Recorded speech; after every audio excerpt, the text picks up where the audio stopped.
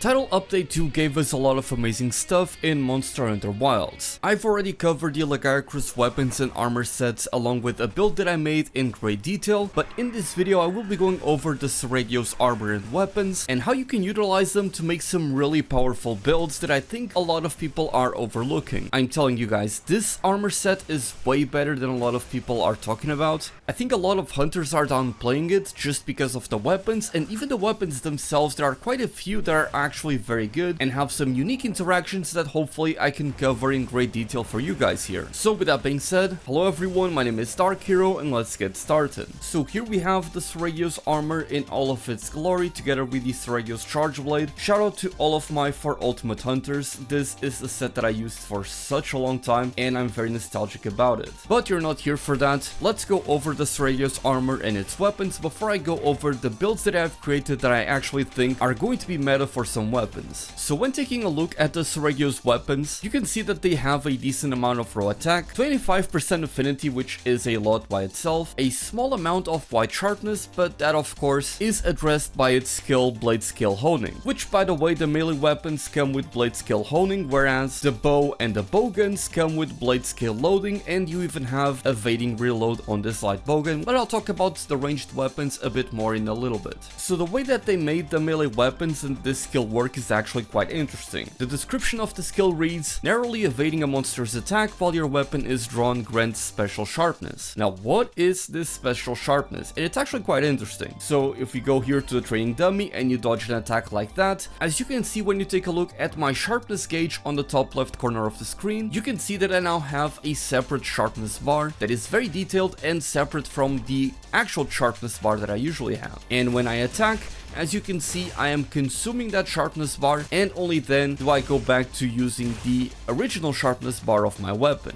So if we do it once again, as you can see I was able to trigger it and I even got hit by the attack, so you have a lot of leeway to be able to trigger this, thankfully. And of course, depending on the weapon you're using, you're going to consume that sharpness quicker or slower depending on the weapon. Now that skill by itself is quite decent, although it is noticeably worse compared to the original version of the skill that you would have in 4 Ultimate, where every dodge you would do, it didn't have to be a dodge from a monster attack, would actually give you some of your weapon's sharpness back. I like the idea here where you have a separate sharpness bar, so even if you are at maximum sharpness and you dodge an attack, you are still rewarded by doing so, as you are effectively gaining even more sharpness on top of that. But the fact that these weapons also don't have a lot of wide sharpness means that a lot of the times you're going to be spending the level 3 decoration slot on a decoration like Razor Sharp Handicraft or Master's Touch, and the weapon itself already doesn't deal a lot of damage. It's also a raw weapon, and ironically the weapons that best fit the skill are going to be the dual blades and the bow, which are traditionally elemental weapons. So all in all, the Seregios weapons really aren't all that amazing, and for the most part you're not really going to be using them unless you really like the gimmick of having the additional sharpness. Unfortunately, even for ranged weapons, despite the skill Bladescale loading giving you your special loaded ammo or your applied coatings, and I believe you even deal a little bit more damage with this when you dodge an incoming attack. If you take a look at the coatings for the bow, you only have close range coating and sleep coating, so it's really not that great, and again the stats themselves aren't fantastic. You always want to go for an elemental bow if possible, especially. The one saving grace is actually the bowguns. Now I'm not quite sure if this is a good heavy bowgun, as I haven't been playing a ton with them, but you can use the spread ammo from the heavy bowgun, which will knock you back, and then do an evade or a dodge roll, and that will automatically reload the ammo for you. You don't actually need to dodge an attack with this. You only need to dodge an attack to get the effect of Bladescale loading. And the same is true for the light bowguns as well. So I'm not quite sure if these bowguns are actually good, but at the very least, because you have the evading reload and you have more ammo options, you might be able to get some good stuff going here. Now, as I said before, the armor set is what's really spectacular here, and I do believe that it is going to be meta defining for some weapons. So let me show you what I'm talking about. When we take a look at the alpha set, we see that you get Adrenaline Rush level 5, Evade Winnow level 4, Agitator level 3, Bleed Resistance level 3, Counter Strike level 2, 2 and Evade Extender level 1. So there is a clear intention here on focusing on your character's dodge to then increase the power and the damage you deal with Adrenaline Rush, using of course Evade Window and Evade Extender to make your dodges a little bit easier. And then there's the Razor's Edge, the set bonus, which I'll talk about in a moment, that is actually really powerful. And as for the beta version, you end up with Adrenaline Rush 5, Agitator 3, Evade Window 3, and Bleed Resistance 1, which is a very solid skeleton from which to build upon. And as you can see, you even get some pretty decent decoration slots, nothing amazing, nothing outstanding, but definitely enough to make a very good build. And in my opinion, I do believe that the Alpha helmet is better than the Beta helmet, as you do get Counter Strike, which is a level 2 decoration slot skill, of which you have none in the Beta version, but for the rest, I believe the Beta versions are superior, with the standout being the Vambraces giving you Adrenaline Rush 2 with a level 3 slot and a level 1 slot, the Waist giving you Evade Window 1, Agitator 1, and a level 3 slot with 2 level 1s, and lastly the Greaves, which I think are the highlight of the entire set, giving you 3 skills that require level 3 decoration slots in the form of Adrenaline Rush 2 and Agitator 1, along with a level 1 decoration slot. Now before we go over the build, it's important to talk about the skill Adrenaline Rush and how it's going to be affected by the set bonus Razor's Edge. So Adrenaline Rush is a very powerful skill that gives you an attack buff upon performing a perfect dodge, so dodging an attack as a monster is about to hit you. Though the window is very generous and forgiving, and a lot of times you'll still get hit by an attack but still trigger Adrenaline Rush. This skill gives you 30 attack at level 5 once you activate it, which is a huge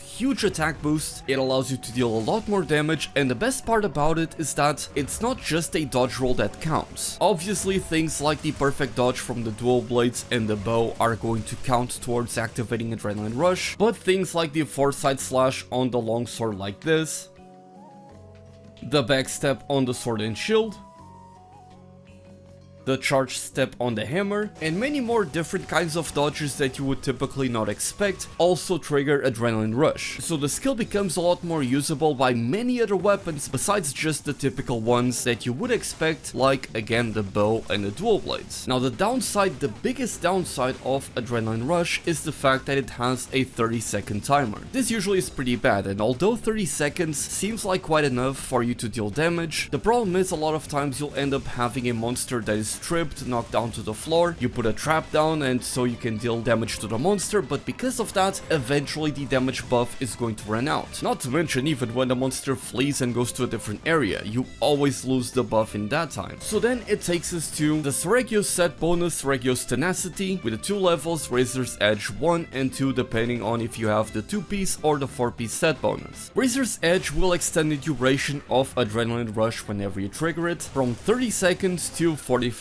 seconds. Additionally, if you trigger Adrenaline Rush once again while you have Adrenaline Rush active, so if you dodge an attack after you have already dodged an attack within a 45-second window, you will then extend the duration of Adrenaline Rush by an additional 15 seconds, so now it becomes a 1-minute buff, effectively being twice as long of a buff that is going to allow you to maintain it active a lot longer, especially for weapons like the bow and the dual blades. It pretty much guarantees you can have a 100% uptime on the skill. Additionally, the 4-piece set bonus comes with the added benefit of giving you a raw attack boost of 5%, and that is on top of course of the 30 attack you get from having Adrenaline Rush 5. And these multiplicative attack bonus are no joke. This is actually a very good damage bonus, and again, because it lasts an entire minute, you are able to maintain a very good uptime on that skill quite often. And on screen now you'll be able to see a small table, a small spreadsheet with a couple of different weapons and how much attack they gain from having Adrenaline Rush 5 and by having the Razor's Edge 2 stacked on top of Adrenaline Rush 5. Once again, I really do want to emphasize that a 5% attack buff on top of this 50 flat attack that you already get is a massive attack boost, and it should not be overlooked. This is why I believe that the Seregios Armor set, including the 4-piece Seregios set, is actually going to be incredibly powerful and may rival some of the existing meta options. And And so with that, we go to the build section of the video. The idea with these builds are going to be to utilize the Razor's Edge to effect to its fullest potential, combining with Adrenaline Rush and some efficient armor pieces to try to max out how much affinity and attack we're able to get, and also make it so that it is even easier to dodge attacks to get a constant proc of the damage buff. So as for the build, when deciding which armor piece to exclude to maintain the 4-piece set bonus, I decided to remove the chest piece as it seemed to be the least efficient piece out of all of these. As with the remaining pieces, we still have Adrenaline Rush 5, Agitator 2, Evade Window 1, Counter Strike 1, and Bleed Resistance 1. I should also mention that by having 3 Seregios pieces, we get Adrenaline, which is going to reduce our stamina depletion when our health is below 40%. Nothing special, but hey, it's a nice bonus to have. Now for the chest piece, there are a couple of options that I think are very viable. You can go for the Numinous Shroud beta that you get from Zoshia, that is going to give you Agitator 2 and a level 3 decoration slot. So if you add a Challenger Jewel, you already have Agitator maxed out, and then you can add an Exploiter Charm and 3 Tenderizer Jewels, and you end up with Adrenaline Rush 5, Weakness Exploit 5, and Agitator 5, giving you quite a decent amount of affinity from these 2 skills. But the problem is that you end up with 4 level 1 decoration slots, and there's really nothing offensive that you can add to your build with these level 1 slots. The only thing of value you can do is add Divine Blessing 3, which is the best defensive skill in my opinion, giving you a chance to reduce the damage that you take by any attack by 50%. But then what you do with this slot is potentially add Recovery Up, Constitution, and of course remember to go for the Evasion Mantle, as it has been buffed in the past and gives you an attack boost. I believe it's a 15% attack boost after you dodge an incoming attack while the mantle is active. Now alternatively, you can go for the Gormagala chest beta that is going to give you Evade Window level 2, a level 3 decoration slot, and a level 1 slot. So you still end up with a pretty useless level 1 slot, but the idea here is that you get Evade Window 3, which is gonna give you a lot more iframes on your dodges, and you still get a level 3 decoration slot, so you can still add one more level of Agitator. You're going to end up with slightly less attack and affinity, but I believe that this makes the build so much easier to play with because of the additional iframes. And the last recommendation is to go for the Arc Vulcan Mail, which this is actually my preferred choice. So you get an additional level of Weakness Exploit, so you can then remove one of these decorations, and you still get Weakness Exploit 5, and you instead replace it with Agitator to have Agitator 3. The level 2 decoration can be used for Evade Window or Evade Extender to again make your dodges easier to do, and the level 3 decoration that you get I would use for Burst level 1. Burst level 1, as I have explained many times before, is the best 1-point wonder skill in the entire game, as you get a lot of attack and elemental damage by just having a single level of the skill, and it's going to work best with weapons that can proc it very easily, such as the dual blades, the bow, sword and shield, and many other weapons that attack quickly. And naturally, those are the type of weapons that pair best with this build, so I think it just makes sense to go for burst as well. And lastly, for the weapons, it honestly comes down to personal preference, though ideally you would still go for some of the Artune weapons, as they are still some of the best weapons in the game, and given that we don't have a lot of affinity from our build, at most you have Weakness Exploit 5 and Agitator 5, which in the best of cases is gonna give you a 65% affinity, you would go for a weapon that has plenty of affinity, like these dual blades with 20% affinity. Again, the Seregios weapons already come with very good affinity at 25%, but their lack of sharpness and additional equipment skills means that you still have to do some maintenance on them, not to mention the lack of any element on them. So at that point, I would much rather go with an Artune weapon, tailor it to my needs. As you can see, I only have affinity infusions for the production, so I'm able to reach 20% affinity, and I have 310 dragon element, which is quite good, and so I can then fix my sharpness problems with razor sharp handicraft, like this one right here, and I can even further boost my affinity with critical eye, for example, and finish it off with a critical boost 3. This is honestly a very solid build that is going to work with just about any weapon, and if I were to play with a longsword, I would also do pretty much the exact same thing. So again, it all really comes down to personal preference, because while you do get a ton of attack with this build, you're going to be missing out on some affinity, which you need to fix with your weapons decorations. But there you have it. This is my build with the Seregios Armor set. I've been playing a lot with this, utilizing the longsword, the dual blades, and the bow, and I'm having a blast doing this. And again, I even believe that this might be the meta for these weapons that are capable of off taking advantage of Adrenaline Rush very easily, and you even get Counter Strike as well to deal even more damage. Let me know what you guys think about this. I'm gonna be making more videos where I cover the different buffs that the different weapons received, so do look forward to that. In the meantime, I hope you guys are enjoying Title Update 2 as much as I am, and with that being said, my name is Dark Hero, thank you all so much for watching, and as always,